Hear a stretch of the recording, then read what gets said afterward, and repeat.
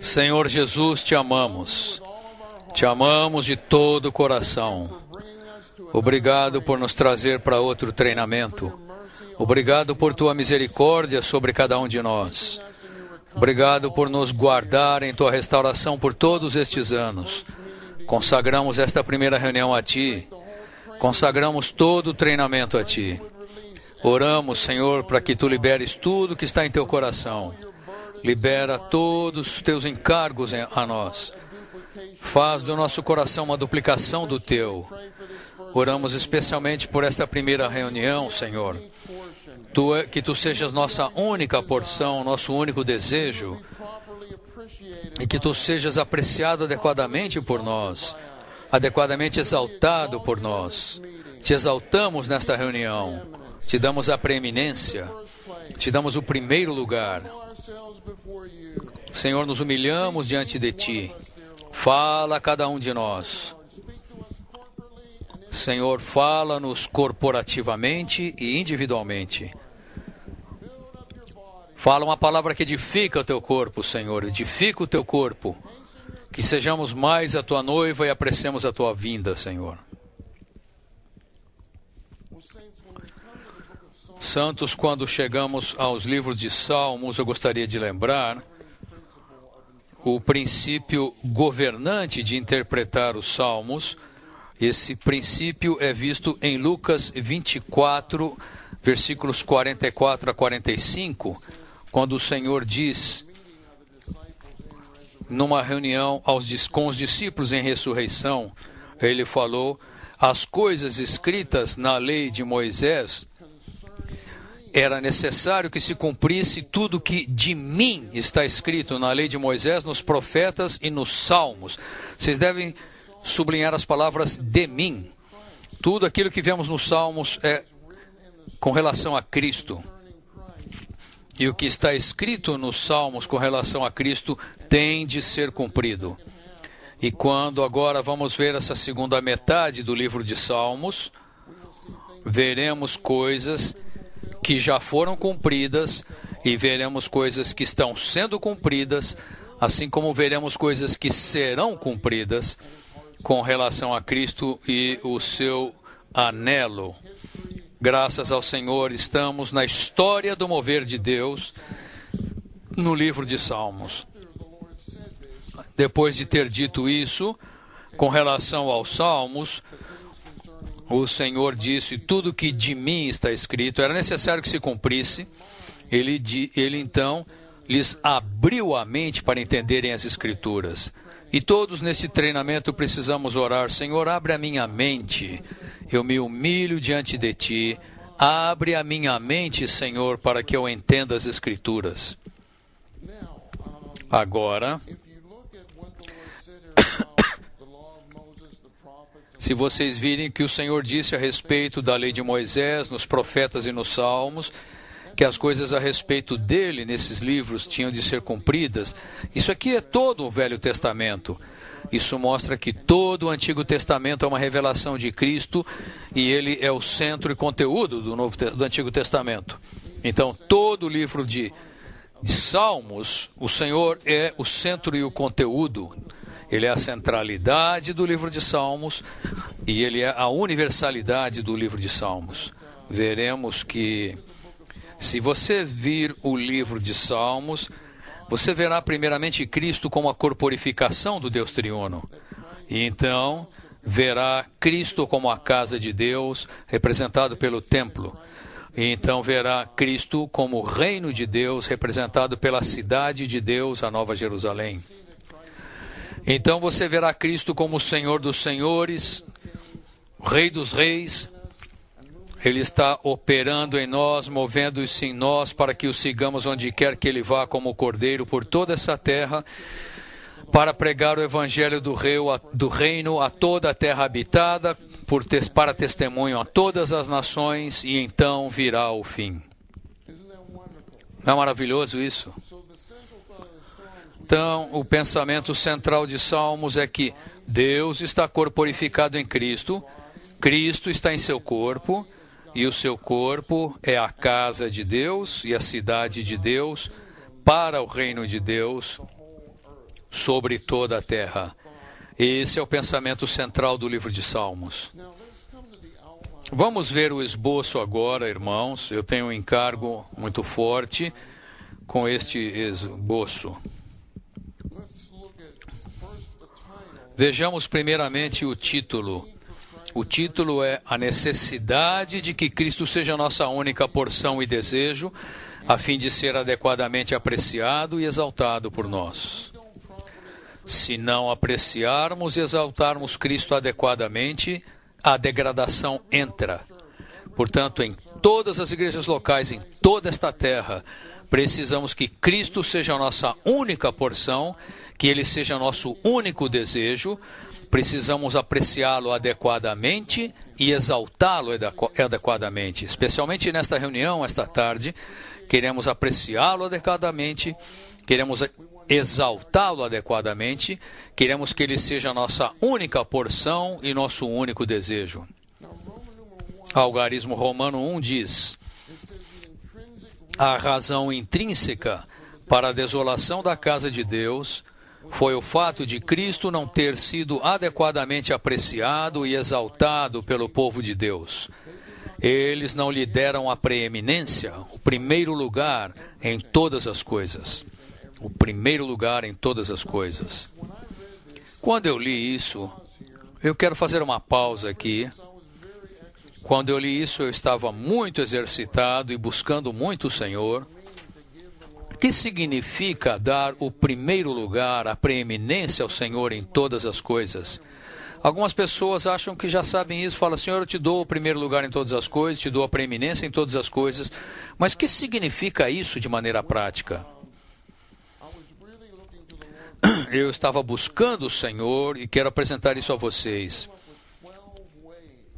Eu, venho com 12 maneiras de como podemos dar a preeminência e o primeiro lugar ao Senhor em todas as coisas em nossa vida familiar, nossa vida da igreja, nossa vida diária, para a edificação da igreja como reino de Deus. Eu quero apresentar alguns versículos para vocês, com cada um desses 12 pontos, e então ver o ponto principal. O primeiro é o seguinte: Apocalipse 2:4, 2 Coríntios 4, 14 e 15, Marcos 12:30 e Salmos 73, versículos 25 e 26. Apocalipse 2:4 diz que o Senhor tem algo contra a igreja em Éfeso, porque eles deixaram seu primeiro amor. Não queremos deixar nosso primeiro amor. Vamos ver isso daqui a pouco. 2 Coríntios 5, 14 e 15, Paulo diz que o amor de Cristo nos constrange para que não vivamos mais para nós mesmos, mas para aquele que por nós morreu e ressuscitou. Em Marcos 12:30, louvado seja o Senhor, Deus nos ordena a que o amemos. Que mandamento! Ele nos ordena amá-lo de todo o coração, toda a nossa alma, toda a nossa mente e com toda a nossa força física. Margaret Barber, quando escreveu esse versículo, ela falou: graças ao Senhor que Ele me ordenou a amá-lo. Devemos agradecer ao Senhor por isso. No Salmo 73, versículos 24 e 25, o salmista diz, 25 e 26, quem mais tenho eu no céu? Não há outro em quem eu me compraza na terra. Devemos dizer isso pela fé. Quem mais tenho eu no céu, senão a Ti, Senhor? Além de Ti não há nada que eu deseje na terra. Minha carne e o meu coração desfalecem. Ainda que a minha carne e meu coração desfaleçam, Deus é a minha fortaleza, é a fortaleza do meu coração e a minha herança para sempre. Dar a preeminência ao Senhor em todas as coisas é amá-lo com o primeiro amor, e o primeiro amor é o melhor amor. Isso significa que somos constrangidos com seu amor e o consideramos como tudo em nossa vida. Amá-lo com o primeiro amor é ser constrangido com o amor dele, para que o amemos, sendo ele mesmo nosso amor, e o consideremos como tudo em nossa vida. Tudo aquilo que você ama é aquilo que você considera como tudo em sua vida. Eu vou tentar ser resumido. Vou dizer algumas coisas que amávamos antes de ser salvos. Podíamos amar aquela pessoa, aquele assunto ou aquela coisa como tudo em nossa vida. Mas agora que temos o Senhor Jesus, nós o amamos com o primeiro amor e o consideramos e o tomamos como tudo em nossa vida. A exigência do Senhor de que nos apeguemos ao nosso primeiro amor significa que devemos considerar o amor dele e o nosso amor por ele como algo fresco, vigoroso para sempre. O amor dele deve ser fresco para nós e o nosso amor para ele deve ser fresco para ele. Vamos refrescar, revigorar o nosso amor por ele. E precisamos orar: Senhor, mostra-me o teu amor para que eu possa te amar com o teu amor e com um amor fresco, revigorado, novo, 7 vezes intensificado. Em Apocalipse 2:5 é a segunda maneira. Apocalipse 2:5 é muito interessante. Após Apocalipse 2:4, que ele fala do primeiro amor, Apocalipse 2:5 diz: arrepende-te e pratica as primeiras obras, senão venham a ti e removerei do seu lugar o teu candelabro. Portanto, precisamos nos arrepender e fazer as primeiras obras. Vocês já consideraram o que são essas primeiras obras? O primeiro amor e as primeiras obras. Dar o primeiro lugar ao Senhor em todas as coisas, nos arrepender e praticar as primeiras obras. As primeiras obras são as obras que resultam do primeiro amor, as obras que resultam do nosso primeiro amor para com o Senhor. Elas trabalham, operam, são obras que provêm de um coração cheio de zelo pelo amor do Senhor. E isso é precioso aos olhos do Senhor. Em outras palavras, as primeiras obras devem provir do zelo do nosso amor pelo Senhor. Nós amamos tanto o Senhor que nós fazemos as primeiras obras e essas primeiras obras provêm do nosso zelo de amor por Ele. Obras feitas pelo nosso amor ao Senhor. Naquele dia, quando estivermos diante do trono do juízo do Senhor, não seremos louvados pelo volume da nossa obra. O que será investigado é o quanto fazemos proveniente do nosso amor por Ele. Apenas aquelas obras que são motivadas pelo amor são ouro, prata e pedras preciosas. Então, não teremos assembleias vazias. Ele fala: se você não tiver o primeiro amor com as primeiras obras, vou remover o candelabro do seu lugar. Você vai ter uma reunião vazia, sem a expressão do Deus triuno. Mas se você tem o primeiro amor, o amor fresco, vigoroso pelo Senhor, tomando como tudo em sua vida, e tiver as primeiras obras que provêm do seu primeiro amor, do seu zelo de amor, do primeiro amor pelo Senhor, então teremos a expressão corporativa do Deus triuno em todas as localidades desta terra, como os candelabros de ouro. Eu ainda posso me lembrar, irmãos e irmãs, eu me lembro disso quando trabalhava nesses pontos, e eu me lembro que quando estávamos trabalhando no local de reuniões de Irving, eu voltei para casa do trabalho, estava muito cansado de ter trabalhado naquele dia todo, e era a minha tarefa. O quê? Eu tinha que estabelecer um piso de vinílico. Eu tinha que assentar um piso de vinil. Se vocês forem examinar aquele piso lá, pode ser que vocês achem erros que eu cometi lá. Mas eu lembro que eu falei para o Senhor que eu estava tão cansado, e pela misericórdia do Senhor, o Senhor com seu amor que constrange me levou ao local de reunião, e eu estava passando cola no chão para colocar o piso de vinil. Eu me lembro de ter dito ao Senhor: Senhor, eu quero fazer isso como proveniente do amor que eu tenho por Ti. Quero fazer isso pelo amor que eu tenho por ti. Tudo que fizermos, irmãos, seja arrumar as cadeiras, servir os jovens, qualquer que seja a obra prática que façamos, devemos fazer por amor ao Senhor, por amor ao Senhor. E isso são as primeiras obras. O terceiro ponto é Jeremias 2:13. Esse versículo fala: o meu povo cometeu 2 males. A mim me deixaram manancial de águas vivas e cavaram cisternas rotas que não retêm as águas. Então, os 2 males aos olhos do Senhor são deixar o Senhor como a fonte, a origem do nosso desfrute. Ele é a fonte de águas vivas, Ele é a fonte do nosso desfrute. Outro mal é tentar cavar cisternas rotas que não retêm águas. Isso é tentar produzir coisas que substituem o desfrute de Cristo em nossa vida. E essas cisternas rotas são ídolos, porque substituem o desfrute de Cristo. Esses são os 2 males aos olhos do Senhor. Dar a preeminência ao Senhor em todas as coisas é tomá-lo como a fonte de águas vivas. Diariamente, irmãos, vamos a Ele e digamos a Ele: Senhor, eu quero beber-te como a fonte de água da vida hoje. A intenção de Deus em sua economia é ser a fonte, a origem da água viva para nós, para dispensar-se ao seu povo escolhido, para a sua satisfação e desfrute.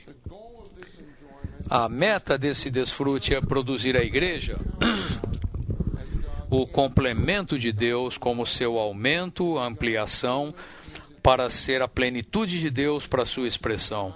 Esse é o desejo, o bom prazer de Deus em sua economia.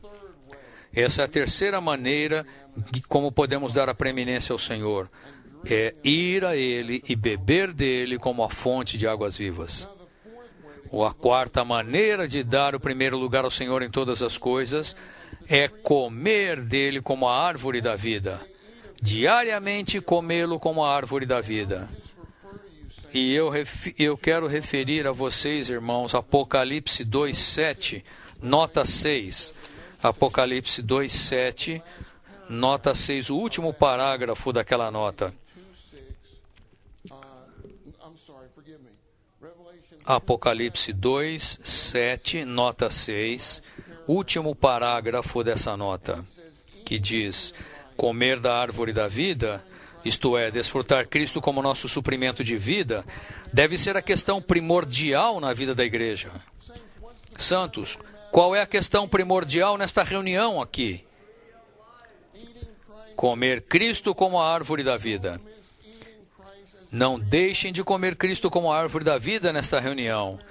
Este é o assunto primordial na vida da igreja, é assim que damos a preeminência ao Senhor em todas as coisas. E continua dizendo: o conteúdo da vida da igreja depende do desfrute de Cristo. Quanto mais o desfrutamos, mais rico se torna o conteúdo. Mas para desfrutarmos Cristo é preciso que o amemos com o nosso primeiro amor. Se abandonarmos o nosso primeiro amor pelo Senhor, perderemos o desfrute de Cristo e o testemunho de Jesus. Consequentemente, o candelabro será removido de nós. Essas 3 coisas, amar o Senhor, desfrutá-lo e ser o seu testemunho, andam juntas. Portanto, temos de amar o Senhor com o primeiro amor, temos de desfrutá-lo como a árvore da vida, e espontaneamente seremos o testemunho do Senhor, a expressão corporativa do Deus triuno, como o candelabro de ouro. Santos, quero enfatizar, dar a preeminência a Ele, precisamos comer diariamente dele como a árvore da vida. Outro ponto, e eu quero mostrar esse versículo para vocês, é Isaías 57:20. A nota de rodapé 1 em inglês. Essa nota se refere, eu diria, de uma maneira, na forma de uma invertida ou no aspecto negativo. Portanto, temos de tomar o aspecto positivo dessa nota. Dar a preeminência ao Senhor em todas as coisas é ir continuamente a Ele para contatá-lo, recebê-lo e desfrutá-lo. Não é maravilhoso? Dar o primeiro lugar para Ele é contatá-lo. Por que você veio para a reunião esta tarde? Nós viemos aqui para esta reunião para contatar Deus. Para contatar Deus em nosso espírito, para recebê-lo e desfrutá-lo. Esse versículo diz: os iníquos verão. Se você não estiver desfrutando o Senhor, você será como o mar agitado, e o que provirá do nosso ser não será o rio de água viva puro, mas será lama e lodo. Os perversos são como o mar agitado que não se pode aquietar. O lodo é terrível, a lama. Não queremos que isso aconteça conosco. A nota diz o seguinte: a condição maligna dos perversos é que eles não vão ao Senhor para comê-lo e desfrutá-lo. Eles fazem muitas coisas, mas não vão. Eu quero parar aqui, irmãos. Eles fazem muitas coisas. É possível fazermos muitas coisas na vida da igreja. Podemos estar servindo, fazendo isto, fazendo aquilo. Podemos estar fazendo um monte de coisas. Aqui diz, eles fazem muitas coisas, mas não vão contatar o Senhor para tomá-lo, recebê-lo, prová-lo e desfrutá-lo. Aos olhos de Deus, nada é mais maligno que isso. Aos olhos de Deus, nada é mais maligno do que não o desfrutarmos, não o contatarmos, não o recebermos, não o tomarmos, de não o provarmos e de não o desfrutarmos. Esse é o ponto 5. A sexta maneira de dar o primeiro lugar ao Senhor em todas as coisas é tomá-lo como a nossa centralidade, o nosso centro sustentador e a universalidade nossa em todas as coisas. Isso está em Colossenses 1, 17a e 18b. Colossenses 1, 17a diz que 17b, todas as coisas se mantêm unidas nele.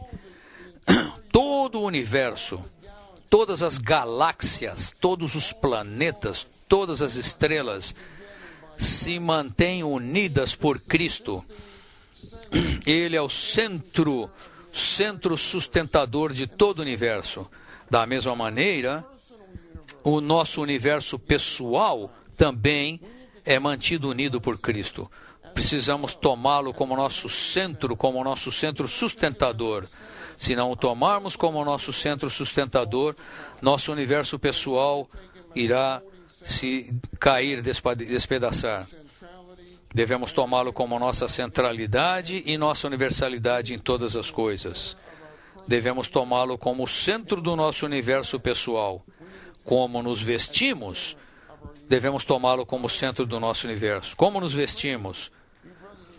No treinamento, irmãos, vocês têm um código de vestimenta. Mas depois do treinamento, quando vocês saem do treinamento, não tem mais esse código de vestimenta, mas você deve ter esse código interior, que é segundo Cristo, segundo o Espírito. Devemos pentear nosso cabelo segundo Cristo como nosso centro e nosso tudo. Como cortamos nosso cabelo, como penteamos nosso cabelo. Será que nós penteamos o cabelo?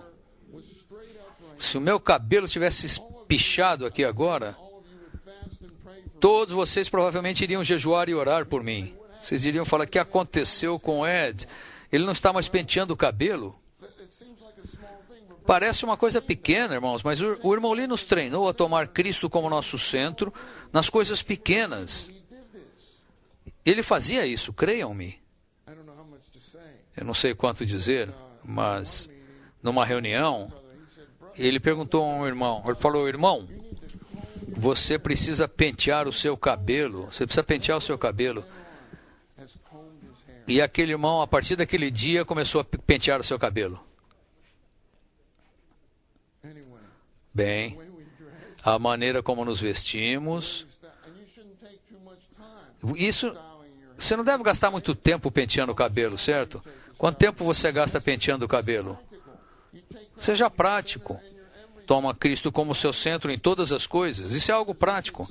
Algumas irmãs gastam tanto tempo fazendo isso.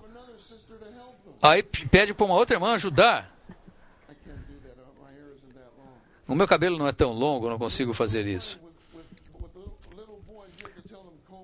É engraçado que um menininho pequeno, você tem que falar para ele, penteia o cabelo, penteia o cabelo, penteia o cabelo.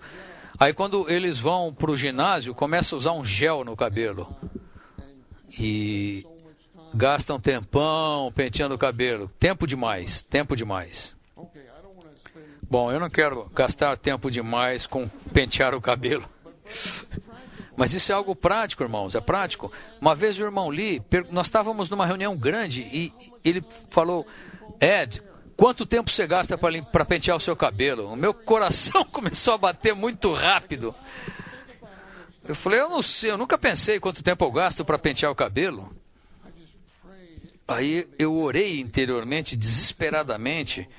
Parecia que foi um longo tempo, não foi tão longo. Eu falei, Senhor, quanto tempo eu gasto para pentear o cabelo? Eu falei, bem, irmão Lee, talvez 1 minuto e meio a 2 minutos. Ele falou, muito bem.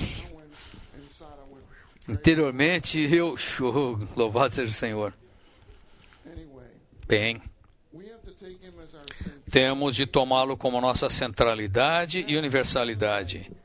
O 7º ponto, 2 Coríntios 5, 9, Colossenses 1, 10 e Hebreus 11, 5 a 6. Esses versículos dizem, 2 Coríntios 5, 9, diz que nós estamos determinados a ganhar a honra de ser agradáveis ao Senhor. Para ter a honra de ser-lhe agradáveis. Em Colossenses 1, 10, Paulo diz que ele queria andar de modo digno do Senhor para agradá-lo em tudo, frutificando em toda boa obra e crescendo pelo pleno conhecimento de Deus. Então, em Hebreus 11, 5 e 6, ele fala com relação a Enoque, que depois dele ter sido trasladado, ele deu testemunho de ser agradável a Deus. Antes de irmos nos encontrar com o Senhor, devemos orar, Senhor, antes de eu ter contigo, antes que tu voltes, Senhor, eu quero obter o testemunho de ser agradável a Ti. Podemos agradá-lo em todas as coisas, frutificando em toda boa obra. Isso é viver Cristo, isso é produzir Cristo, expressar Cristo e propagar Cristo em todos os aspectos. Podemos agradá-lo em todas as coisas, produzindo, crescendo pelo pleno conhecimento de Deus. Esse é o conhecimento vivo de Deus no Espírito. Também podemos agradá-lo em todas as coisas, sendo como Enoque. O que o Enoque fez? Ele andou com Deus,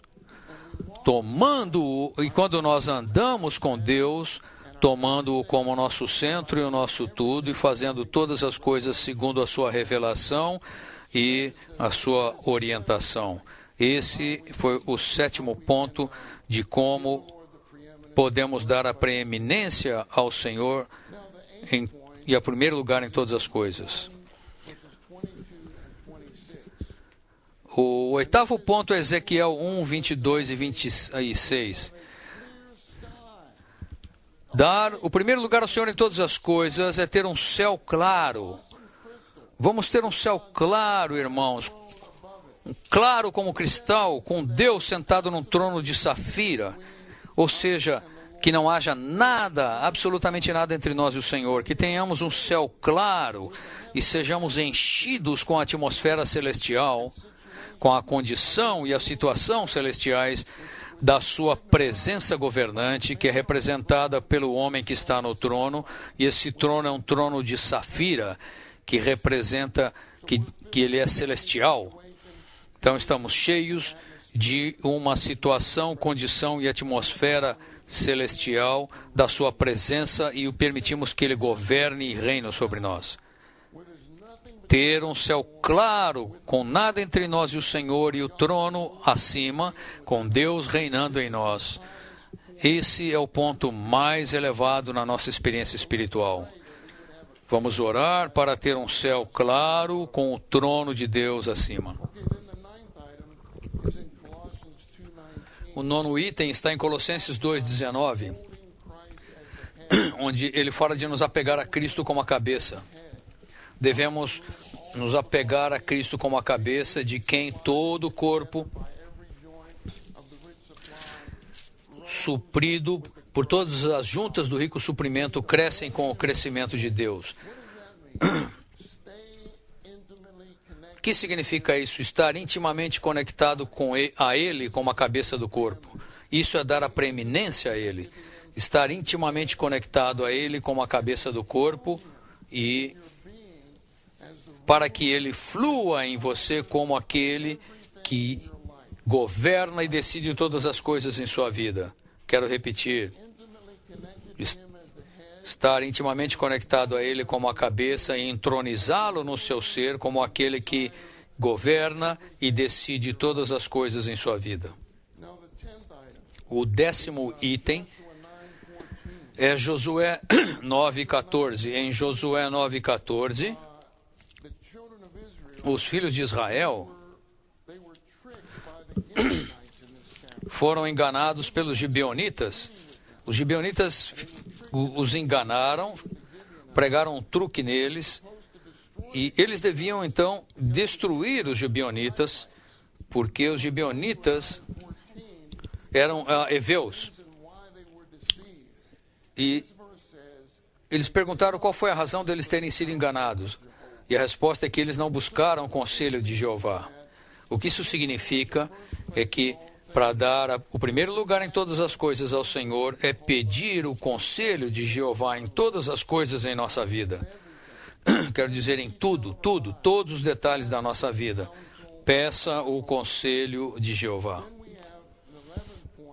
E o 11º ponto é Ezequiel 47:1 e Apocalipse 22:1 e 2.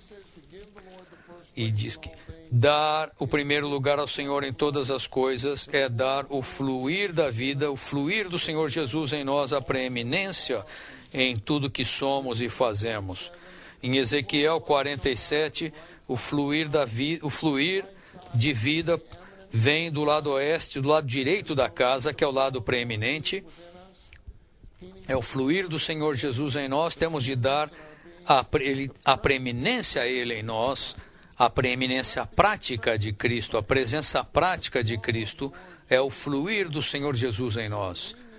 Portanto, precisamos dar a esse fluir a preeminência em nós. Você não tem que responder agora. A pergunta é: você tem o Senhor Jesus fluindo em você? Se você tiver o Senhor Jesus fluindo em você agora mesmo, tudo está bem. Tudo está bem. Se você não tiver, você tem de recuperar esse fluir, talvez confessando os seus pecados, talvez pedindo perdão a alguém. Você tem de se abrir ao Senhor e dizer: Senhor, eu aprecio o doce fluir da vida. E eu quero esse fluir profundamente em mim. Esse fluir provém do trono e traz o trono consigo. Portanto, nós temos de dar a preeminência em tudo que somos e fazemos ao Senhor como fluir da vida. E o ponto 12 finalmente está em 2 Coríntios 2, 13 e 14. E eu escrevi o seguinte: dar a preeminência ao Senhor em todas as coisas é ser dominado, governado, dirigido, guiado e movido pelo nosso espírito mesclado, cuidando do descanso em nosso espírito. Paulo cuidava do descanso em seu espírito. Em 2 Coríntios 2,13 ele disse: não tive descanso no meu espírito, porque não encontrei. Aí depois ele falou: mas graças a Deus que no Cristo sempre nos conduz em triunfo e por meio de nós manifesta em todo lugar a fragrância do seu conhecimento. Isso mostra que Paulo era dominado, governado, guiado, controlado, dirigido e movido pelo seu espírito mesclado. Ele cuidava do descanso no seu espírito e cuidava do descanso no seu espírito sendo um cativo de Cristo, tomando Cristo como seu general e estando na procissão triunfante de Cristo. É por isso que, se quisermos dar a preeminência ao Senhor, precisamos orar, Senhor, e eu vou dizer isso especialmente para todos os novos neste treinamento. Faça essa oração de todo ser antes de ir para a cama hoje à noite. Senhor, ganha-me, conquista-me. Senhor, me torna teu cativo. Senhor, nunca me deixe vencer. Senhor, derrota-me todo o tempo. E é claro, devemos orar essa oração todos os dias. Esses 12 pontos são 12 maneiras que podemos dar a preeminência ao Senhor, o primeiro lugar em todas as coisas em nossa vida. Eu quero dizer, irmãos, que essas 12 maneiras de dar a preeminência ao Senhor em nossa vida é a primeira pergunta que você tem de responder no seu teste. Você pode falar, louvado seja o Senhor? Se vocês ganharam esses pontos, vocês entenderam. Se vocês entenderam o extrato disso que eu falei, vocês entenderam e poderão compartilhar algo. Muito bem. Agora vamos ver o ponto A no algarismo romano 1. O fracasso de eles não terem dado a preeminência a Cristo e de não o terem honrado e exaltado foi a causa de terem se tornado pecaminosos e maus. Ponto B. A desolação da igreja como casa de Deus sempre provém da negligência em experimentar Cristo. Os coríntios negligenciavam a experiência de Cristo, portanto, eles tornaram-se desolados, tornaram-se malignos. E a igreja em Corinto, é claro, tinha todo tipo de problemas, todo tipo de situações negativas, porque eles negligenciavam a experiência de Cristo. Então, Paulo lhes deu pelo menos 20 itens de Cristo para o seu desfrute. E santos, na vida da igreja, estas sentenças são grandiosas e eu quero citar para vocês no ministério. Na vida da igreja, santos, devemos estar concentrados em Cristo. Concentrar-nos em Cristo. Não se concentre em pessoa, assunto ou coisa alguma, senão Cristo. Se você se concentrar em qualquer pessoa além de Cristo, você ficará decepcionado. Se você se concentrar em qualquer assunto ou coisa além de Cristo, você se decepcionará. Mas se você estiver concentrado em Cristo, jamais se decepcionará. Vamos estar focados nele como nosso único centro apontado por Deus, onde todos os problemas entre os crentes podem se resolver. Ponto C. O verdadeiro reavivamento na igreja depende de todos na vida da igreja darem o primeiro lugar a Cristo em todas as coisas. Ponto 1. Dar ao Senhor o primeiro lugar em todas as coisas é amá-lo com o primeiro amor, o melhor amor, considerando-o tudo em nossa vida. Esse foi o primeiro ponto que eu dei entre as 12 maneiras de dar a preeminência ao Senhor. Temos de amá-lo com o primeiro amor, o melhor amor, considerando-o tudo em nossa vida. 2. Não devemos amar ninguém ou nada acima do Senhor, incluindo nossa vida da alma. Na verdade, quanto mais amamos o Senhor, quanto mais ganhamos o Senhor, quanto mais o conhecemos, quanto mais odiamos a nós mesmos e negamos a nós mesmos. Não amamos nada ou coisa alguma além do Senhor, incluindo a nossa vida da alma. Não amaram a sua vida da alma até mesmo diante da morte. Apocalipse 3 diz: amamos o Senhor porque Ele nos amou primeiro, infundindo-nos sua essência de amor e gerando em nós o amor com o qual o amamos. Não é um milagre isso? Nós amamos porque Ele nos amou primeiro. Eu quero perguntar a vocês: vocês amam o Senhor Jesus? Vamos dizer: Senhor Jesus, eu te amo.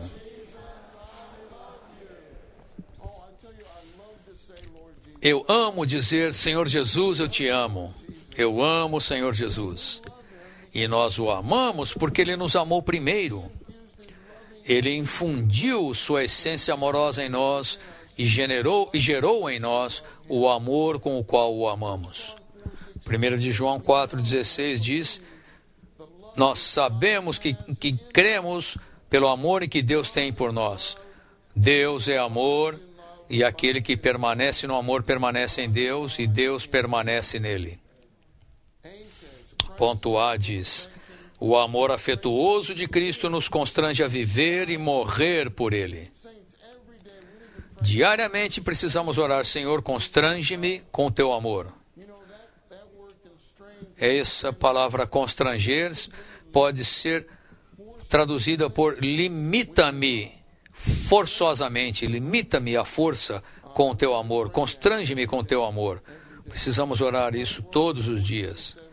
Romanos 14, de 7 a 9, fala: nenhum de nós vive para si mesmo, nem morre para si mesmo.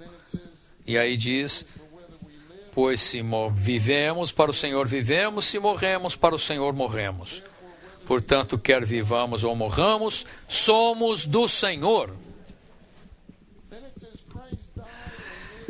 Então diz: Cristo morreu e viveu novamente para isso, ouçam, para quê? Para que Ele fosse Senhor, tanto de mortos como de vivos. Para isso Ele morreu e ressuscitou, para ser o Senhor no seu interior. Para que Ele seja aquele que é preeminente no seu ser, que tem o primeiro lugar em você, seja entronizado em você, como aquele que governa e decide tudo em sua vida para a vida da igreja. Ponto B diz: D. O amor de Cristo torna os crentes mártires por Ele. Apocalipse 2:10 diz: sê fiel até a morte e te darei a coroa da vida. Santos, há dois tipos de martírio: o martírio físico, o martírio psicológico e até mesmo o martírio espiritual. Quando Paulo pediu que Apolo fosse em determinado lugar, e Apolo falou: acho que não está na hora. Não. Aquilo foi um martírio espiritual para Paulo. Paulo sabia que o Apolo devia ir para aquele lugar, mas o Apolo não quis tomar a palavra de Paulo. Mas Paulo foi um com o Apolo. Aquilo foi um martírio espiritual para Paulo. Vocês veem? Paulo teve de negar até mesmo o guiar que ele tinha do Senhor no seu espírito, porque o irmão não queria ser um com ele. E eu vi o irmão Lee fazer isso. Eu vi o irmão Lee sendo um com as pessoas porque ele queria guardar a unidade, mas não era aquilo que ele sentia de fato. Bem, eu vou falar só isso. E então temos o martírio psicológico. O martírio psicológico, quando você começa a ser absoluto pelo Senhor, às vezes os seus parentes ficam contra você. Talvez o seu cônjuge torne-se contra você. O irmão Lee contou a história de um irmão que era muito rico, começou a amar o Senhor e dar a preeminência ao Senhor, e a esposa dele ficou tão insatisfeita com isso, porque ele ganhava tanto dinheiro, de repente ele não se importava mais com dinheiro, toda a vida dele se revolucionou e ele passou a dar a preeminência ao Senhor. Então ele queria convidar os irmãos para jantar, ele convidava os irmãos, e a esposa então servia sobras frias. E o irmão se sentia tão mal que os seus olhos se enchiam de lágrimas. E o irmão Lee disse que os irmãos comiam aquela comida e falavam: obrigado, irmão, essa comida está muito boa. Obrigado, graças ao Senhor que pudemos ter essa comunhão aqui. Ele convidou os irmãos não se importavam. Talvez eles podiam se importar, mas eles se importam com a comunhão, certo? Se importam com você. Mas há um martírio psicológico. 4. Amamos o Senhor segundo o dispensar divino da Trindade divina como amor. Nesses versículos, você tem o amor de Deus, o amor de Cristo e o amor do Espírito. Você tem o amor de todo Deus triuno. Então, isso mostra que amamos o Senhor segundo o dispensar divino da Trindade divina como amor. Ponto D diz: o desfrute de Deus na casa e cidade de Deus só pode ser mantido e preservado quando Cristo é adequadamente apreciado e exaltado pelo povo de Deus.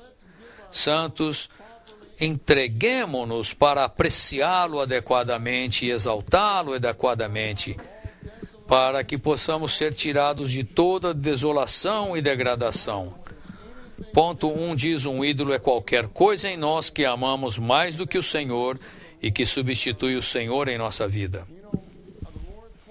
O Senhor disse a Ezequiel, em Ezequiel 14:3, falou: filho do homem, estas pessoas levantaram ídolos no seu coração, o que mostra que um ídolo não é só algo exterior e físico, mas um ídolo pode ser algo dentro do nosso coração que nós amamos e substitui o Senhor em nossa vida.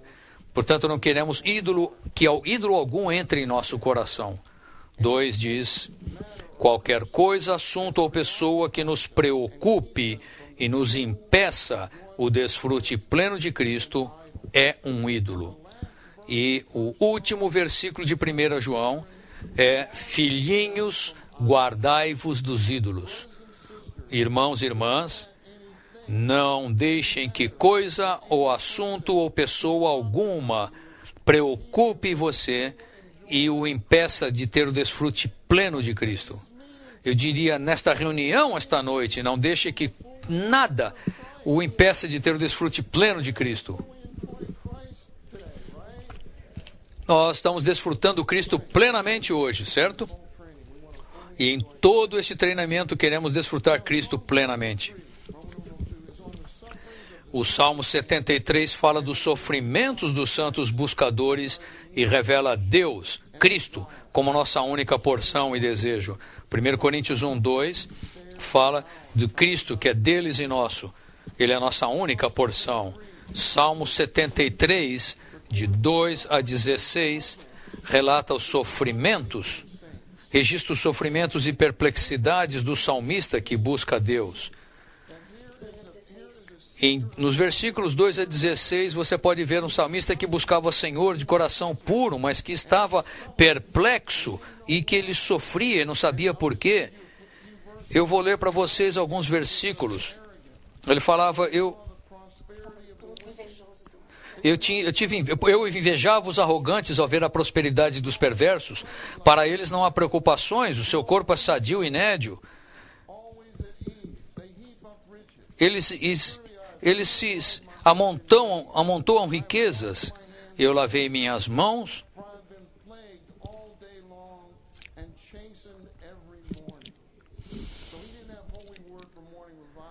Então, o salmista não tinha a palavra sagrada para revivamento matinal.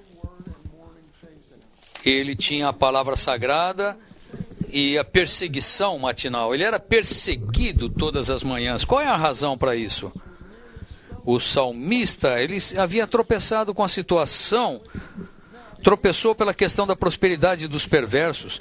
Nesses versículos, ele estava em trevas. E então ele tropeçou pela situação com relação à prosperidade dos perversos. Nós vimos os versículos.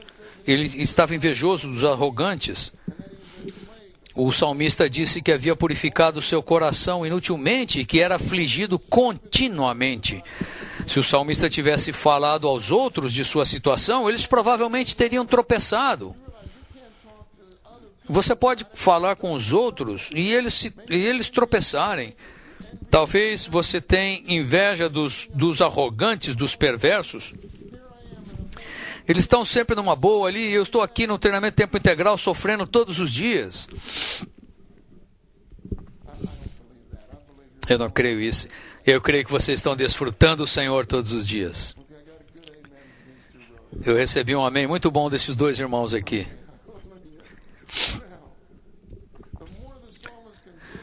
Quanto mais o salmista considerava a sua situação, tentando entendê-la, mais ele ficava preocupado e perplexo.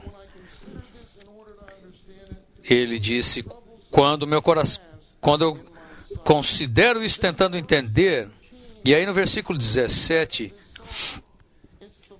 ele falou: em só refletir para compreender isso, achei muito pesada a tarefa para mim. Mas o versículo 17 é o ponto de virada desse salmo. Ele fala: até que entrei no santuário de Deus e atinei com o fim deles. Até que entrei no santuário de Deus e atinei com o fim deles. Eu pensava que o destino deles era isso, que o fim deles era isso. Mas só quando eu entrei no santuário de Deus é que eu percebi, eu entendi qual é o destino final deles. Percebi qual é o fim deles. E esse é o ponto de virada desse salmo. Nos versículos 17 a 28, eu vou ler alguns versículos para vocês. Ele diz o seguinte, versículo 21, quando o coração se me amargou e as entranhas se me comoveram, eu estava embrutecido e ignorante. E ele diz, eu era como um irracional, uma besta à tua presença. Os primeiros 16 versículos era como um irracional diante do Senhor. Todavia estou sempre contigo, tu me seguras pela minha mão direita, tu me guias com o teu conselho e depois me recebes na glória. Quem mais tenho eu no céu? Não há outro em quem eu me compraza na terra. Ainda que a minha carne e meu coração desfaleçam, Deus é a fortaleza do meu coração e a minha herança para sempre. E aí ele diz, quanto a mim, bom é estar junto a Deus. No Senhor Deus ponho o meu refúgio para proclamar todos os seus feitos. Então ele entrou no santuário de Deus. E o ponto 1 diz, o santuário de Deus é o lugar onde podemos obter a revelação que precisamos. Eu vou dizer isso antes de chegarmos ao ponto 2. O santuário de Deus é o nosso espírito e a igreja. Quando você entra no espírito, quando você vem para a igreja, especialmente quando você vem para as reuniões da igreja, você ganha a revelação e ganha a explicação para todos os seus problemas. Não é verdade? Às vezes você vem para uma reunião, não tem nada a ver com o seu problema, mas você recebe luz, você recebe uma explicação e uma solução para o problema e a situação pelos quais você está passando. Em Daniel capítulo 2, Nabucodonosor tinha visto uma grande imagem, e essa grande imagem representava a totalidade do governo humano, e Nabucodonosor, ele queria que alguém não apenas interpretasse aquele sonho, mas que dissesse para ele que sonho foi esse. As pessoas que estavam em volta dele falaram, ninguém pode fazer isso. Então Daniel falou, espera aí. Ele falou, espera um pouco. Ele foi para o seu grupo vital. Foi para Ananias, Misael e Azarias, seus companheiros. E disse, ele pediu aos seus companheiros que o Deus do céu, com relação a esse mistério, de maneira que Daniel e seus companheiros não perecessem com o resto dos sábios da Babilônia. Então foi revelado o mistério a Daniel numa visão de noite. E ele recebeu o mistério que o salvou. Salvou a ele e a seus companheiros Isso aconteceu por ele ter entrado no santuário do seu espírito e no Antigo Testamento, estando num grupo vital, onde eles podiam orar juntos com alguns companheiros e receber revelação. Ponto 2 diz, o santuário de Deus está em nosso espírito e na igreja. Entramos no santuário de Deus exercitando o nosso espírito e vivendo na igreja. Temos de exercitar nosso espírito e viver na igreja. Eu repito, em nosso espírito e na igreja, recebemos revelação divina e a explicação para todos os nossos problemas. Não é maravilhoso? Em nosso espírito e na igreja recebemos a revelação divina e a explicação para todos os nossos problemas. 4 diz, uma vez que estamos no santuário, no espírito e na igreja, recebemos outra visão, uma percepção específica. No Salmo 73, o versículo 17 é o versículo chave. Ele diz, até que entrei no santuário de Deus e atinei com o fim deles. Letra A diz, determinados segredos na Bíblia não foram dados a conhecer a nós até que entramos no santuário duplo, nosso espírito como santuário pessoal e a igreja como santuário corporativo. Não é maravilhoso isso? Determinados segredos na Bíblia não foram dados a conhecer a nós até que entramos no santuário duplo, nosso espírito como santuário pessoal e a igreja como santuário corporativo. Jamais me esquecerei quando os irmãos me mostraram isso pela primeira vez. Para dar um exemplo para vocês, João 3,16, aquele que é nascido do Espírito é Espírito. Eles falaram, veja, o primeiro Espírito está com maiúscula, o segundo Espírito está com minúscula. Eu falei, é verdade, eu nunca tinha visto isso antes.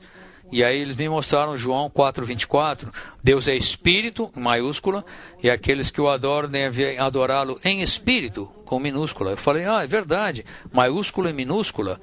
O Espírito testifica com o nosso Espírito, Romanos 8,16, Espírito com maiúscula e Espírito com minúscula. De onde essas pessoas tiraram essas coisas? Como eles sabem isso? É porque eles entraram no santuário duplo e eles me mostraram que eu tinha um espírito humano e que Deus em Cristo, como Espírito, habita em meu espírito humano e eu posso exercitar meu espírito para tocá-lo, compreendê-lo, desfrutá-lo, recebê-lo e conhecê-lo. Ponto B diz: o caminho de Deus é mostrado no santuário. Quando exercitamos nosso espírito e vivemos na igreja, o caminho de Deus se torna claro para nós. E C diz, Salmos 73, 25 e 26, 26, é a revelação dada no santuário de Deus aos santos sofredores e buscadores. Aos santos sofredores e buscadores. E essa revelação é: quem mais tenho eu no céu? Não há outro em quem eu me compraza na terra. O Watchman testificou que quando ele leu esse versículo pela primeira vez, ele disse, Senhor, eu não posso falar isso. Ele lidou com o Senhor com relação a esse versículo. Ele disse, Senhor, eu não posso dizer isso. Quem mais tenho eu no céu? Não há outro em quem eu me compraza na terra. Naquela época ele era um jovem crente. Ele desejava muitas coisas além do Senhor na terra. Mas precisamos orar esse versículo e permitir que o Senhor penetre em nós, para que digamos pela fé, Senhor, quem mais tenho eu no céu, senão a Ti? Não há outro além de Ti em que eu me compraza na terra. Ele é o único que é permanente, Ele é o único que nunca nos decepciona. Ele é o nosso primeiro amor, Ele é nosso irmão, nosso pai, nosso companheiro, Ele é o nosso conselheiro, nosso defensor, é a nossa paz, nossa alegria, nossa sabedoria, Ele é a nossa justiça, Ele é a nossa santificação, nossa redenção, Ele é o nosso amigo, nosso companheiro. Que mais podemos querer?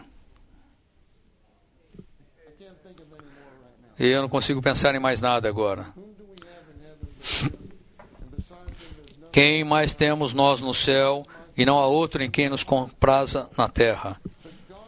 Ele disse, ainda que a minha carne e meu coração desfaleçam, Deus é a minha fortaleza é a fortaleza do meu coração e a minha herança para sempre.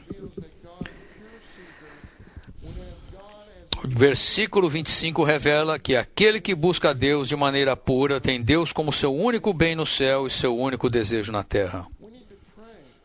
Precisamos orar, Senhor, se meu único bem na terra e meu único bem no céu e meu único bem na terra. Deus era o único alvo do salmista. O salmista não se importava com coisa alguma, senão com Deus e com ganhar Deus. Nessa questão, Paulo era igual ao salmista, considerando todas as coisas como refúgio para ganhar Cristo. Você também pode traduzir ganhar Cristo como Paulo queria ser encontrado em Cristo e queria ganhar Cristo. Ele queria ganhar Cristo. Cristo era o seu prêmio. Qual é o nosso prêmio nesta reunião? Quem é o nosso prêmio nesta reunião? Cristo é o nosso prêmio. Viemos aqui para ganhar Cristo. Viemos aqui para conquistar Cristo. Em Gênesis 15:1, o Senhor disse a Abraão, falou, Abraão, não temas, Tu és o meu escudo. Não temas, Abraão, eu sou o teu escudo, e o teu galardão será sobremodo grande. A tua recompensa será sobremodo grande. Paulo disse, eu prossigo para o alvo, para Cristo, que é Deus em Cristo Jesus, para o qual Deus em Cristo Jesus me chamou para o alto. Devemos nos lembrar sempre, santos, qual é o nosso alvo. A nota de rodapé desse versículo nos diz que o nosso alvo é o desfrute mais pleno e o ganhar de Cristo e ganhar Cristo. Eu diria, santos, que eu quero que essa nota de rodapé fique apegada a vocês. Quando vocês levantam pela manhã, você tem uma meta. E qual é a sua meta? Sua meta é o desfrute pleno de Cristo. Sua meta é o ganho pleno de Cristo.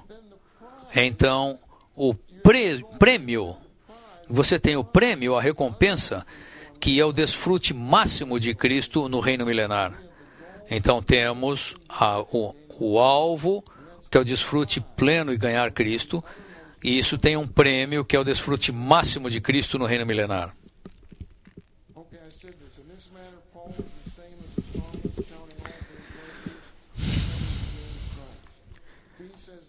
B diz, o salmista era puro de coração. Ser puro de coração é ter Deus como nosso único alvo. Como nosso único alvo.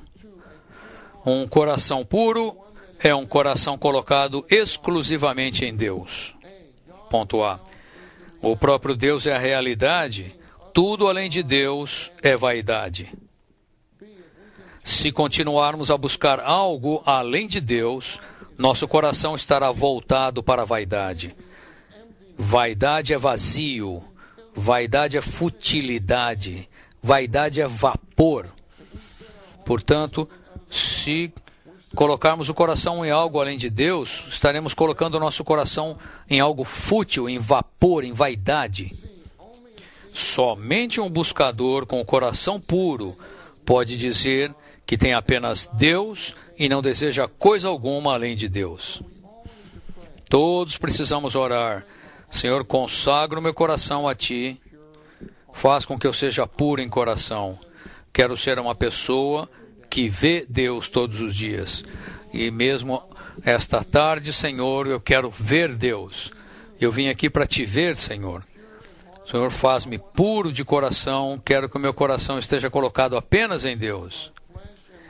Ainda que a minha carne e o meu coração desfaleçam, Deus é a fortaleza do meu coração e a minha herança para sempre.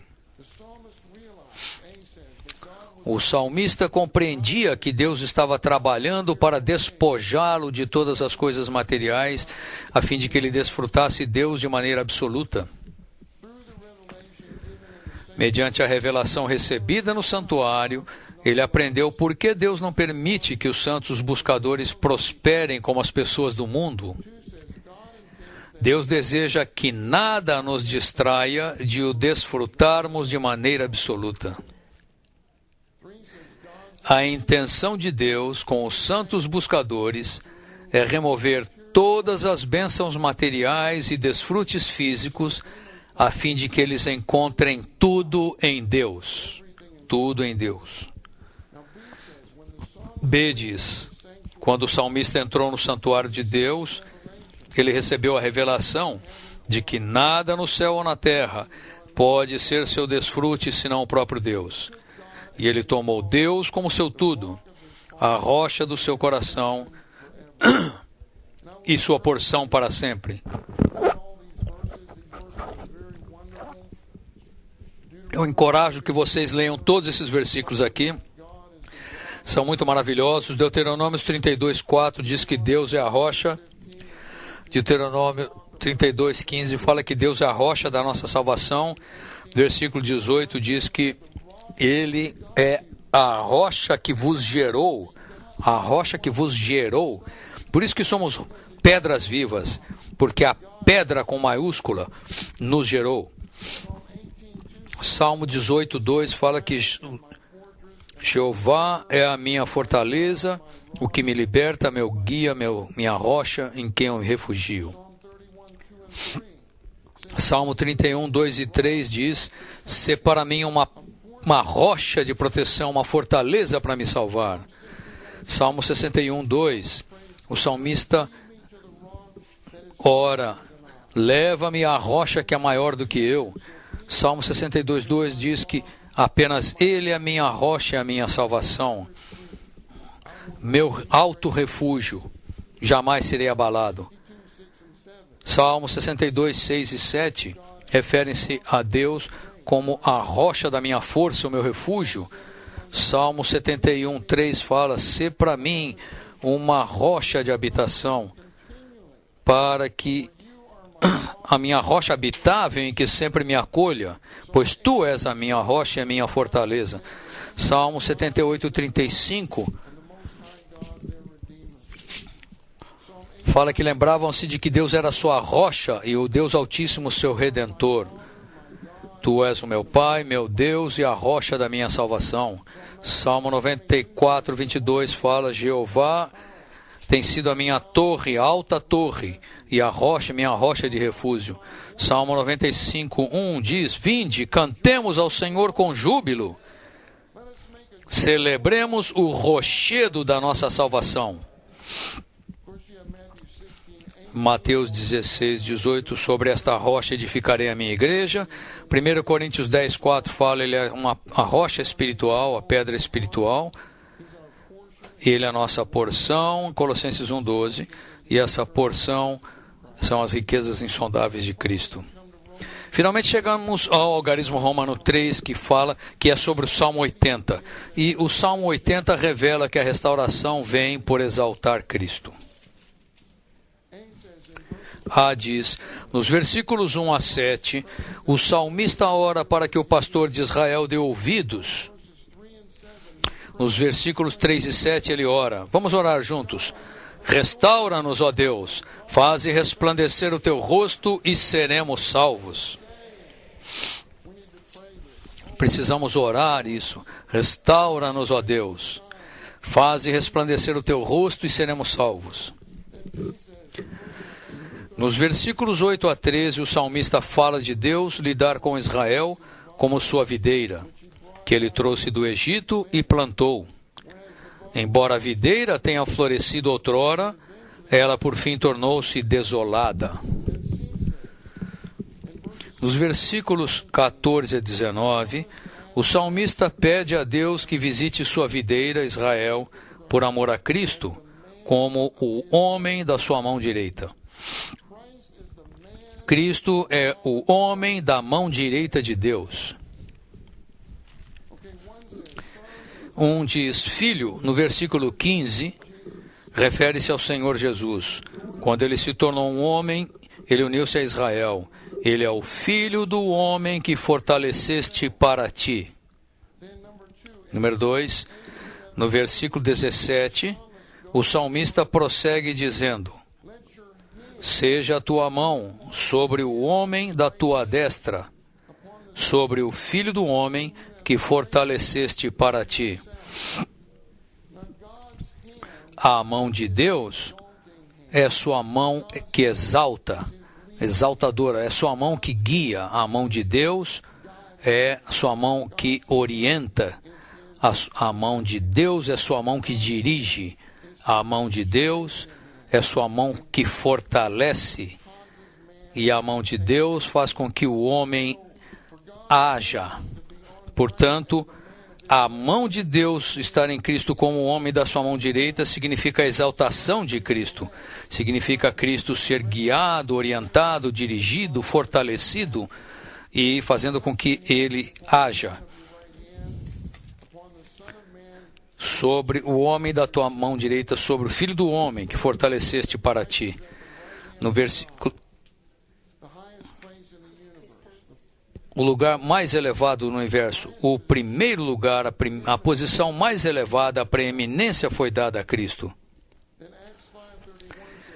Em Atos 5:31 fala: "Esse Deus o exaltou à sua direita como líder e salvador para dar arrependimento a Israel e perdão de pecados." Líder implica sua autoridade, e por sua autoridade, Ele governa soberanamente sobre a terra, com sua autoridade, para que o ambiente esteja adequado para que o povo escolhido de Deus receba a sua salvação. Considere a sua salvação como você veio para a vida da igreja. Deus agiu soberanamente sobre a terra com sua autoridade, para que o ambiente fosse adequado para você receber sua salvação, para que você viesse à vida da igreja ou para o treinamento. Não é verdade, Marvin? Marvin me deu o testemunho dele. Foi ontem, não foi? Foi quinta-feira, desculpe. E você pode ver que Deus agiu soberanamente sobre a situação do Marvin para que o ambiente dele fosse adequado para ele ser salvo, para vir para a vida da igreja, viesse por treinamento de tempo integral e para que ele vá para onde quer que o Senhor o guie. É maravilhoso isso, maravilhoso. Antes de ser salvo, eu havia me formado na faculdade e o único lugar que você podia conseguir emprego era Houston, no Texas, onde os negócios do petróleo estavam ali explodindo. Então eu fui ali procurar um emprego e eu não sabia que Deus estava preparando o meu ambiente para que aquele único lugar onde você conseguia emprego de maneira mais fácil nos Estados Unidos era Houston. Eu fui para Houston, na verdade, não para conseguir um emprego, mas para que o Senhor pudesse me salvar, me trazer para a vida da igreja. Todos nós temos a nossa história, certo? Todos temos nossa história. Eu disse antes que um astronauta que foi para a Lua, ele olhou para a Terra lá da Lua e ele ficou tão extasiado com o que ele viu lá da Lua que ele foi salvo e deu toda a sua vida para Cristo. Deus leva as pessoas para a Lua para salvá-los. Deus passa por muitos problemas para nos salvar. Ponto 3 agora. A maneira de ser restaurado da desolação é exaltar Cristo como a solução plena para todos os problemas. Santos, isso é 1 Coríntios. Todos os problemas em 1 Coríntios foram resolvidos por exaltar Cristo, e exaltando Cristo, nós desfrutamos Cristo. E desfrutando Cristo, o desfrutamos mediante a obra da cruz. A cruz opera em nós mediante o desfrute de Cristo para matar todos os germes em nós. O desfrute de Cristo leva consigo um antibiótico divino e místico que mata todos os germes em nós e nos supre com todos os elementos positivos do Deus triuno processado e consumado. Sempre que o povo de Deus não dá a preeminência a Cristo, a casa de Deus, representando a igreja, se torna desolada. Sempre que o povo de Deus exalta Cristo, dando-lhe a preeminência em todos os aspectos do seu viver, há restauração e reavivamento. Salmo 80, versículos 18 e 19... O Salmo 80, versículo 17 fala: seja a tua mão sobre o teu povo, sobre o povo da tua destra, sobre o filho do homem que fortaleceste para ti. E os versículos 18 e 19 dizem: e assim não nos apartaremos de ti, vivifica-nos e invocaremos o teu nome. Restaura-nos, ó Senhor, Deus dos exércitos, faze resplandecer o teu rosto e seremos salvos. Cristo está agora à direita de Deus, e todo aquele que o invocar como tal será restaurado e reavivado. Santos, quando vocês invocam o Senhor, Ele está à direita de Deus. Quando você o invoca como tal, você será restaurado e reavivado. Eu quero impressioná-los com algo, irmãos. É muito simples, mas quando invocamos, nós falamos Senhor Jesus. Você está dizendo que Ele é o Senhor. Quando você fala Senhor Jesus, você está invocando aquele que você quer que esteja entronizado em você como Senhor, que Ele seja entronizado em você como aquele que governa e decide tudo na sua vida, para a vida da igreja e para a economia de Deus. Portanto, você o invoca dizendo Senhor Jesus. Oh, Senhor Jesus.